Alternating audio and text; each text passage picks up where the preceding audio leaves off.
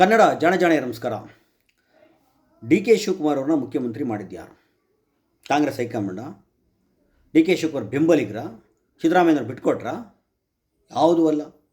R T ನಗರದ ಒಬ್ಬ ಜ್ಯೋತಿಷಿಗಳು, ಒಬ್ಬ ರಾಜಗುರುಗಳು, ಜ್ಯೋತಿಷ್ಯ ಚಕ್ರವರ್ತಿ ಶ್ರೀ ದ್ವಾರಕಾನಾಥ್ ಅನ್ನುವ ಮಹಾನ್ ಜ್ಯೋತಿಷಿಗಳು ಡಿ ಕೆ ಶಿವಕುಮಾರ್ ಅವ್ರನ್ನ ಮುಖ್ಯಮಂತ್ರಿ ಮಾಡಿದ್ದು. ಅವ್ರ ಗಂಟೆ ಅಲ್ಲಾಡಿಸಿದಕ್ಕೆ ಆಗಿದೆ ಶೃಂಗೇರಿಗೆ ಹೋಗ್ಬಿಟ್ಟು. ಅವ್ರಿಗೆ ಭಾಳ ದೊಡ್ಡ ಹಿನ್ನೆಲೆ ಇದೆ.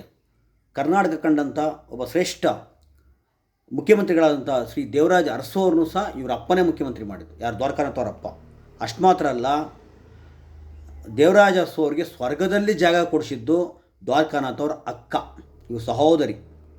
ದೇವರಾಜ ಅರಸು ಅವರು ತಮ್ಮ ಜೀವ ಬಿಟ್ಟಿದ್ದು, ಕೊನೆಯ ಗಳಿಗೆಯಲ್ಲಿ ಜೀವ ಬಿಟ್ಟಿದ್ದು ಇದೇ ದ್ವಾರಕಾನಾಥ್ ಅವರ ಅಕ್ಕನ ಮನೆಯಲ್ಲಿ. ತುಂಬ ಜನ ತಪ್ಪು ತಿಳ್ಕೊಂಡ್ರೆ ಬಾಲಗೃಹಿ ಅತಿಥಿ ಗೃಹದಲ್ಲಿ ದೇವರಾಜ ಅರಸು ಅವರು ಜೀವ ಹೋಯಿತು ಅಂತ. ಇಲ್ಲ, ದ್ವಾರಕಾನಾಥ್ ಅವರ ಅಕ್ಕನ ಮನೆಯಲ್ಲೇ ದೇವರಾಜ ಅರಸು ಅವರು ಜೀವ ಬಿಟ್ಟಿದ್ದು. ಇದೆಲ್ಲ ಏನು ಎತ್ತ ಅಂತ ನೋಡೋಣ. ಡಿ ಕೆ ಶಿವಕುಮಾರ್ ಅವರು ಮುಖ್ಯಮಂತ್ರಿ ಅಂತ ಆಯಿತು ಅಂದರೆ, ಸಿದ್ದರಾಮಯ್ಯವರು ರಾಜೀನಾಮೆ ಕೊಡ್ತಾರೆ, ಡಿ ಕೆ ಶಿವರೇ ಮುಖ್ಯಮಂತ್ರಿ ಆಗ್ತಾರೆ ಅಂತ ಎಲ್ಲ ಕಡೆ ಆದಮೇಲೆ ಡಿ ಕೆ ಶಿವಕುಮಾರ್ ಎಲ್ಲೂ ಮಾತಾಡ್ತಾ ಇರಲಿಲ್ಲ. ಆದರೆ ಎಲ್ಲ ಕಡೆ ಚರ್ಚೆ ಆಗ್ತಾಯಿದ್ದು ಅಂದರೆ ಸಂದರ್ಶನ ಕೊಡೋದು ಮೀಡಿಯಾಗಳಿಗೆಲ್ಲ ದ್ವಾರಕಾನಾಥ್ ಅಂತ ಒಬ್ಬ ಜ್ಯೋತಿಷಿಗಳು. ಈ ಮನುಷ್ಯ ಎಲ್ಲ ಕಡೆ ಹೇಳ್ತಾಯಿದ್ದಾರೆ. ಯಾವ ಮಟ್ಟಿಗೆ ಕೇಳ್ತಾ ಇದ್ದಾರೆ ಅಂದರೆ, ಈ ಡಿ ಕೆ ಶಿವಕುಮಾರನ್ನ ನಾನು ಮುಖ್ಯಮಂತ್ರಿ ಮಾಡಿದೆ ನಂತರ ಅಂದರೆ ಆತ ಡೆಲ್ಲಿಗೆ ಹೋದ, ನಾನು ಶೃಂಗೇರಿಗೆ ಹೋಗಿ ಗಂಟೆ ಅಲ್ಲಾಡಿಸ್ತೆ, ಅಲ್ಲಿ ಪೂಜೆ ಮಾಡಿಬಿಟ್ಟೆ. ಅಲ್ಲಿ ಪೂಜೆ ಮಾಡಿದ ಗಂಟೆ ಸೌಂಡಿಗೆ ಡಿ ಕೆ ಶಿವಕುಮಾರ್ ಮುಖ್ಯಮಂತ್ರಿ ಅಂತ ಅನೌನ್ಸ್ ಆಗೋಯಿತು. ಯಾವ ಥರ ಅದು ಹೇಳ್ತಾರದು? ಯಾರೋ ಒಬ್ಬ ನಮ್ಮ ಮನೇಲಿ ದನಗಿನ ಕಾಯ್ಕೊಂಡು ಕೊಡಕೆ ಸಗಣಿ ಬಳ್ಕೊಂಡಿದ್ದಂತನೋ ಬಾತ್ರೂಮ್ ತೊಳ್ಕೊಂಡಿದ್ದಂತನೋ ಇಂಥ ಹುಡುಗರಿ ಅನ್ನೋ ಅರ್ಥದಲ್ಲಿ ಆ ಥರ ನಮ್ಮ ಹುಡುಗರಿ ಅವನು ಹೇಳ್ತಾರಲ್ಲ, ಎಲ್ಲೆಲ್ಲ ನಮ್ಮ ಮನೇಲಿ ಬಾತ್ರೂಮ್ ತೊಳ್ಕೊಂಡಿದ್ದ, ಅವನು ನಾನು ಮುಖ್ಯಮಂತ್ರಿ ಮಾಡಿದೆ ಅನ್ನೋ ಅರ್ಥದಲ್ಲಿ ಇವತ್ತು ಹೇಳ್ತಾ ಇರೋದು ಎಲ್ಲ ಕಡೆ. ಮೀಡಿಯಾಗಳು ಅವನು ಭಾಳ ರಾಜಗೌರವದಿಂದ ಕೊಟ್ಟು ಕೂರಿಸ್ಕೊಂಡು ಯಾರಾದರೂ ಒಬ್ಬರು ಕೇಳೋಕ್ಕೆ ತಾಕತ್ತಿಲ್ವೇನ್ರಿ? ಅಲ್ಲಯ್ಯ, ನಿನಗೇನು ಮಾನ ಮರಿದಿದ್ದೇನೆಯ ನಿನಗೆ?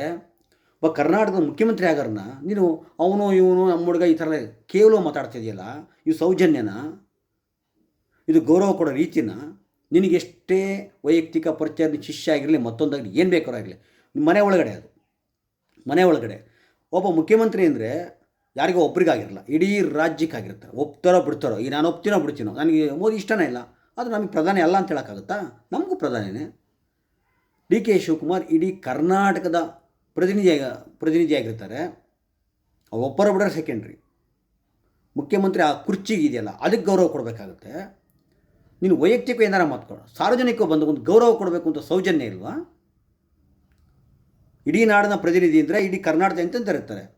ಇಲ್ಲಿ ಸಾಹಿತಿಗಳಿರ್ತಾರೆ, ಕಲಾವಿದರಿರ್ತಾರೆ, ರೈತರಿರ್ತಾರೆ, ನ್ಯಾಯವಾದಿಗಳಿರ್ತಾರೆ, ತುಂಬ ಹಿರಿಯರಿರ್ತಾರೆ. ಎಲ್ಲರ ಪ್ರತಿನಿಧಿಯಾಗಿ ಒಬ್ಬ ಮುಖ್ಯಮಂತ್ರಿ ಇರ್ತಾರೆ. ಅಷ್ಟೂ ಜನಕ್ಕೆ ಅಗೌರವ ಕೊಟ್ಟಂಗಲ್ವ? ಯಾವನಾರ ಒಬ್ಬ ಇಂಟರ್ವ್ಯೂ ಮಾಡ್ತಾನೆ, ಒಬ್ಬನೇ ಒಬ್ಬ ಕೇಳೋ ತಾಕತ್ತಿಲ್ವೇನ್ರಿ ಅವನಿಗೆ? ಆ ದ್ವಾರಕಾನಾಥನಿಗೆ ಲೇ ಏನೋ ಬೊಗಳ್ತಾ ಇದ್ದೀನಿ, ಲೇ ಒಬ್ಬ ಮರ್ಯಾದೆ ಕೊಟ್ಟು ಮಾತಾಡೋ ಬಸುಡಿಕೆ ಅಂತ ಯಾರಿಗೊಬ್ಬರು ಕೇಳೋಕ್ಕಾಗಿಲ್ವಾ? ನಿಮ್ಗೆ ಏನ್ರಿ ರೀ ಈ ಕಾಂಗ್ರೆಸ್ಸು ಕಾರ್ಯಕರ್ತರು ಏನ್ರಿ ನೀವು ಮಣ್ಣು ತಿಂತ ಇದ್ರೇನ್ರಿ ನೀವು? ಅದು ಡಿ ಕೆ ಶಿವಕುಮಾರ್ ಬೆಂಬಲಿಗರು ಅಂತೂ ಏನು ತಲೆಯಲ್ಲಿ ಲದ್ದಿದೆ ತುಂಬ್ಕೊಂಡಿದ್ದೀನಿ ನಿಮಗೆ. ಇಷ್ಟು ಮಾನ ಮರಿಲ್ಲ ಮಾತಾಡ್ತಾವನವನು, ಏನೋ ನಾನೇ ಮಾಡಿದೆ ಅಂತ. ಮತ್ತು ನಿಮ್ಮ ಕಾಂಗ್ರೆಸ್ ಹೈಕಮಾಂಡ್ ಏನಕ್ಕಿರೋದು? ಚಂಕು ಜಾಗ್ರೆ ಹೊಡೆ ಇಕ್ಕಿರೋದ ನಿಮ್ಮದು? ಏನಕ್ಕಿರೋದು? ಅಷ್ಟೊಂದು ವೀಕ ನೀವೆಲ್ಲ? ಒಬ್ಬನೇ ಒಬ್ರು ಕೇಳೋದು. ನಾಳೆ ಹೇಳ್ತಾನಪ್ಪ ಹಂಗಾರೆ, ಇಲ್ಲಿ ಫೈಲ್ ತಂದು ಕೊಡಿ, ಇಲ್ಲಿ ಅರ್ಶಿನ ಕುಂಕುಮ ಇಟ್ಬಿಟ್ಟು ಪೂಜೆ ಮಾಡಿ ಕಳಿಸ್ತೀನಿ ಅಂತ. ಹೋಗಿ ಅಲ್ಲಿ ಒಳ್ಳೆ ಹಣ್ಣು ತೊಳಿರೋ ಒಂದ ಗೊತ್ತಾಗುತ್ತೆ ನಿಮ್ಗೆ ಅವಾಗ. ಈ ಮನುಷ್ಯನ ಹಿನ್ನೆಲೆ ಏನು ಗೊತ್ತೇನ್ರಿ? ದೇವರಾಜ ಅರಸು ಅವರು ಕೊನೆ ಉಸಿರು ಎಳೆದಿದ್ದು ಈ ಮನುಷ್ಯನ ಅಕ್ಕನ ಮನೆಯಲ್ಲಿ. ತುಂಬ ತಪ್ಪು ತಿಳ್ಕೊಂಡ್ರೆ ದೇವರಾಜ ಅರಸು ಅವರು ಆ ಬಾಲಗೃಹಿ ಅತಿಥಿ ಗೃಹದಲ್ಲಿ ಸತ್ತೋದ್ರು ಅಂತ. ಇಲ್ಲ, ಜೆ ಪಿ ನಗರದಲ್ಲಿ ಒಂದು ಮನೆ ಇರುತ್ತೆ. ಕೆಲವರು ಹೇಳ್ತಾರೆ, ಗೊತ್ತಿಲ್ಲ, ಕೆಲವರು ಹೇಳ್ತಾರೆ ಅದು ದೇವರಾಜ ಅರಸು ಅವರೇ ಬಿಡಿಯ ಸೈಟ್ ಕೊಡಿಸಿದ್ರು ಅಂತ. ಈ ದ್ವಾರಕಾನಾಥ್ ಅವ್ರ ಅಕ್ಕನಿಗೆ, ಇವ್ರ ಅಕ್ಕನ ಮನೆಯಲ್ಲಿ ದೇವರಾಜ ಅರಸು ಅವರು ಕೊನೆ ಉಸಿರು ಎಳೆದಿದ್ದು. ಇಷ್ಟ. ಮತ್ತು ಇವನೊಂದು ಹೇಳ್ತಾ ಇದ್ದ, ಮೊನ್ನೆ 2019ರಲ್ಲಿ ಮಂಡ್ಯದಲ್ಲಿ ಸುಮಲತಾ ಎದುರುಗಡೆ ನಿಖಿಲ್ ಕುಮಾರಸ್ವಾಮಿ ಗೆದ್ದುಬಿಟ್ಟ ಅಂತೇಳಿ. ಗೆದ್ದುಬಿಟ್ಟ ನಿಖಿಲ್ಲು. ಏನಾಯಿತು? ತುಮಕೂರಲ್ಲಿ ದೇವೇಗೌಡರು ಗೆದ್ದುಬಿಟ್ರು ಅಂತ ಹೇಳಿದರು. ಈ ಮನುಷ್ಯ ಹೇಳಿದ್ದು ಏನಾಯಿತು? ಮತ್ತು ಇಷ್ಟೆಲ್ಲ ಪೂಜೆ ಮಾಡಿ ಮುಖ್ಯಮಂತ್ರಿ ಮಾಡೋ ತಾಕತ್ತಿದ್ದನು ಡಿ ಕೆ ಶಿವಕುಮಾರ್ ಜೈಲಿಗೆ ಹೋದ ಯಾಕಪ್ಪ ತಡೀಲಿಲ್ಲ? ನಿನ್ನ ಶಿಷ್ಯ ಅಂತ ಹೇಳ್ಕೊತಿಯಲ್ಲಪ್ಪ.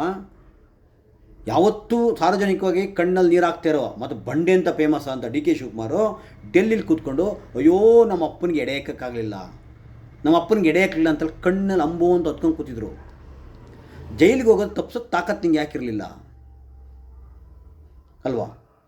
ಎಂತೆಂಥ ಪಿಂಪ್ಗಳ್ರಿ ಇವರೆಲ್ಲ. ಇನ್ನು ಏನೇನು ನೋಡ್ಬೇಕ್ರಿ ಇವರೆಲ್ಲ. ಅಟ್ಲೀಸ್ಟ್ ಕಾಂಗ್ರೆಸ್ ಕಾರ್ಯಕರ್ತರು ಯಾರಾದರೂ ಒಬ್ಬನಾರು ಒಂದು ಸ್ಟೇಟ್ಮೆಂಟು, ಒಬ್ಬ ನಾಯಕರು ಒಬ್ಬರು ಸ್ಟೇಟ್ಮೆಂಟು, ರೇ ಏನು ರೀ ಮಾತಾಡ್ತೀರಾ? ನಿಮ್ಗೆ ಎಷ್ಟೇ ವೈಯಕ್ತಿಕ ಪರಿಚಯ ಇರ್ಬೋದು, ಮತ್ತೊಂದು ಇರ್ಬೋದು, ನಿಮ್ಮ ಮನೆ ಒಳಗೆ ಇಟ್ಕೊಳ್ರಿ ಅದನ್ನ. ಸಾರ್ವಜನಿಕವಾಗಿ ಒಬ್ಬ ಮುಖ್ಯಮಂತ್ರಿ ಆಗಿರೋ ಏನು ರೀ ಮಾತಾಡ್ತಾರೆ?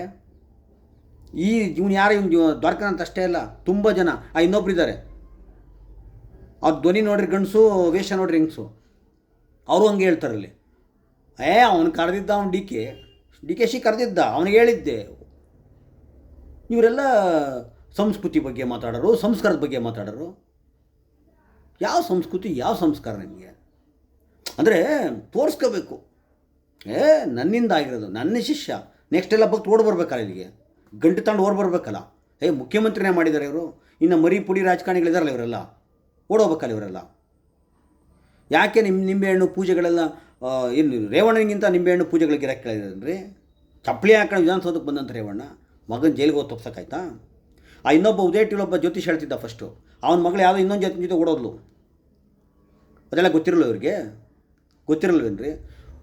ಒಂದು ಬೇಸಿಕ್ ಅರ್ಥ ಮಾಡ್ಕೋಬೇಕು. ಒಬ್ಬರು ಭಾಳ ಚೆನ್ನಾಗಿ ಕೇಳ್ತಾಯಿದ್ರು, ಈಗ ರಾಜಕಾರಣಿಗಳಿಗೆ ಇಂಥವ್ರು ದುಡ್ಡಿರೋ ಹತ್ರ ಈ ಜ್ಯೋತಿಷಿಗಳು ಮತ್ತೊಬ್ಬರೆಲ್ಲ ಬಂದು ತಗಲಾಕ್ಬಿಡ್ತಾರೆ.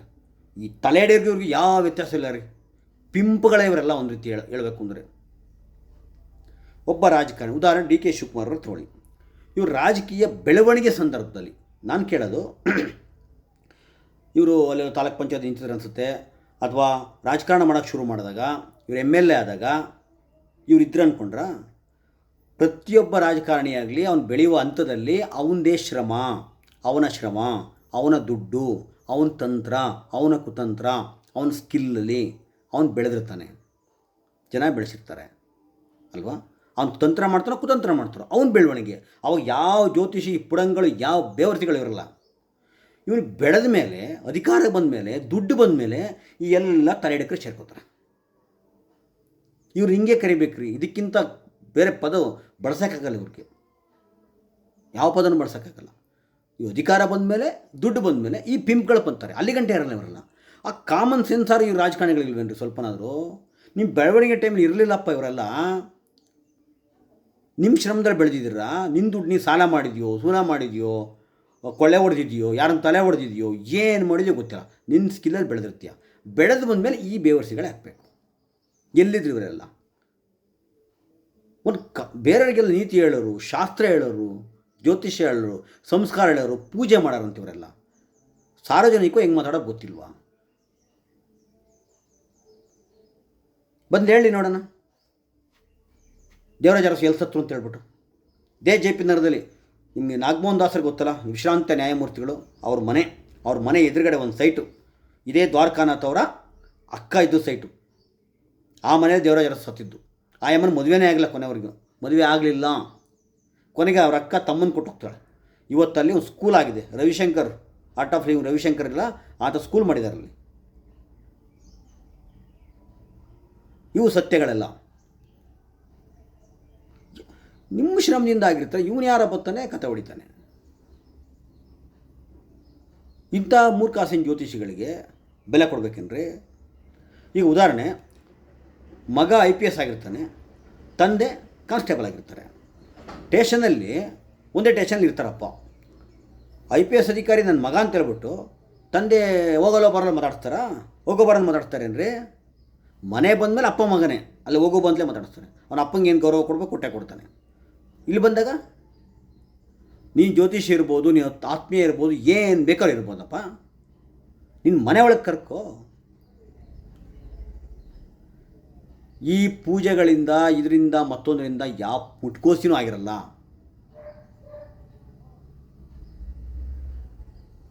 ಹಾಗೆ ಆಯ್ತಪ್ಪ, ನಿಮ್ಮ ಪೂಜೆಗಳಿಂದ ಇನ್ನೊಬ್ಬ ಯಾರನ್ನ ಬೇರೆ ಮಾಡಿ ನೋಡೋಣ, ಮತ್ತೆ ಬೇರೆನೋ ಮಾಡಿ ನೋಡೋಣ, ಆಗುತ್ತಾ? ಈಗ ಹೇಳಪ್ಪ, ಅಲ್ಲಿ 2028ಗೆ ಯಾವ ಪಕ್ಷ ಬರುತ್ತೆ? ಕರ್ನಾಟಕದಲ್ಲಿ 2028ಕ್ಕೆ ಯಾವ ಪಕ್ಷ ಬರುತ್ತೆ? ಎಷ್ಟೆಷ್ಟು ಸೀಟ್ ಬರುತ್ತೆ ಹೇಳಿ ನೋಡೋಣ. ಅವರೆಲ್ಲ ಇವತ್ತು ಯಾಕೆ ಹೇಳೋಕ್ಕಾಗಲ್ಲ? ನಿಮಗೆ ಕಾಂಗ್ರೆಸ್ ಕಾರ್ಯಕರ್ತರಿಗೆ ನಿಮಗೆ ಒಂಚೂರಾದರೂ ಸ್ವಾಭಿಮಾನ ಇದ್ದರೆ, ಮಾನ ಮರ್ಯಾದಿದ್ದರೆ, ಇಂಥವನಿಗೆ ತಿಕ್ಕುಗಿಬೇಕು, ಬಾಯಿ ಮುಚ್ಚಿ ಫಸ್ಟು ಗೌರವ ಕೊಟ್ಟು, ಒಬ್ಬ ಮುಖ್ಯಮಂತ್ರಿ ಆದವ್ರಿಗೆ ಗೌರವ ಕೊಟ್ಟು ಮಾತಾಡೋದು ಕಲಿ ಅಂತ ಹೇಳ್ಬಿಟ್ಟು ಉಗಿಬೇಕಾಗುತ್ತೆ. ಇಲ್ಲ ಅಂದರೆ ನಿಮಗೂ ಮಾನ ಮರ್ಯಾದಿಲ್ಲ ಅಂತ ಅರ್ಥ. ನೀವು ಹೋಗ್ಬಿಟ್ಟಲ್ಲಿ ನಮಗೆ ಮೆಕ್ಕಿಸ್ಕೊಂಡು ಬನ್ನಿ ನಾಚಿಕೆಟ್ಟವ್ರು.